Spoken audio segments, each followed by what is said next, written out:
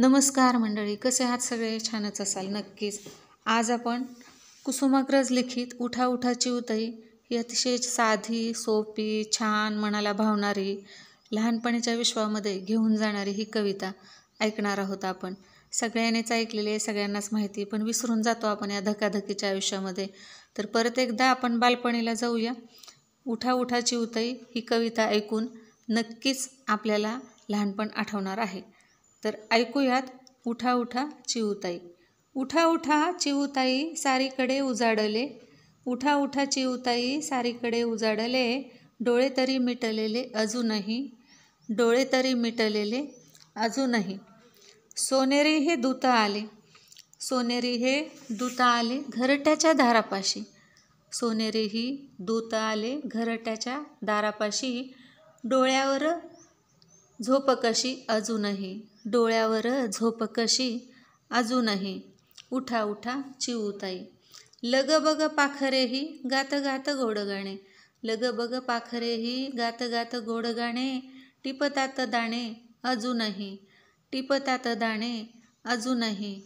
उठा उठा चिऊताई.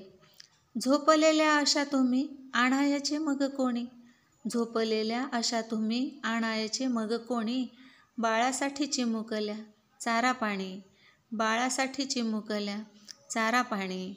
उठा उठा चिऊताई. उठा उठा चिऊताई. बाळाचेने नाव घेता, बाळाचेने नाव घेता जागी झाली चिऊताई, बाळाचेने नाव घेता जागी झाली चिऊताई. उडोनिया जाई दूर भूर भूर, उडोनिया जाई दूर भूर भूर. किती छान, साधी, सोपी, मनाला भावणारी ही कविता आहे बघा. आणि कवितेतून सुद्धा आईचं महत्त्व किती स्पष्ट केले, की म्हणजे आई कितीही थकलेली असली, भागलेली असली, कंटाळलेली असली, तरीसुद्धा बाळाचं नाव घेतलं की ती उठते. कारण बाळ म्हणजे तिच्या जगाची आशा असतं, जगण्याची उमेद असतं. कारण सगळं काही ती त्याच्यासाठीच करत असते. सगळ्याच माता हे करत असतात, कारण आपलं विश्व त्याच्या भोवतीच फिरत असतं, आपल्या बाळाच्या भोवती.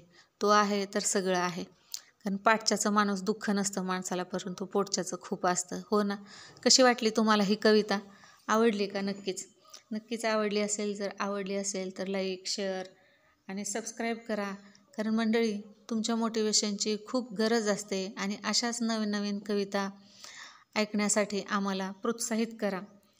आम्ही नक्कीच तुमच्यासाठी छान छान कविता घेऊन येऊ. कमेंट करून सांगा की कुठं काही चुकतंय का, काही होते का, सुचवत जा, म्हणजे आपण त्याच्यामध्ये सुधारणा करत जाऊ. तर धन्यवाद मंडळी, धन्यवाद.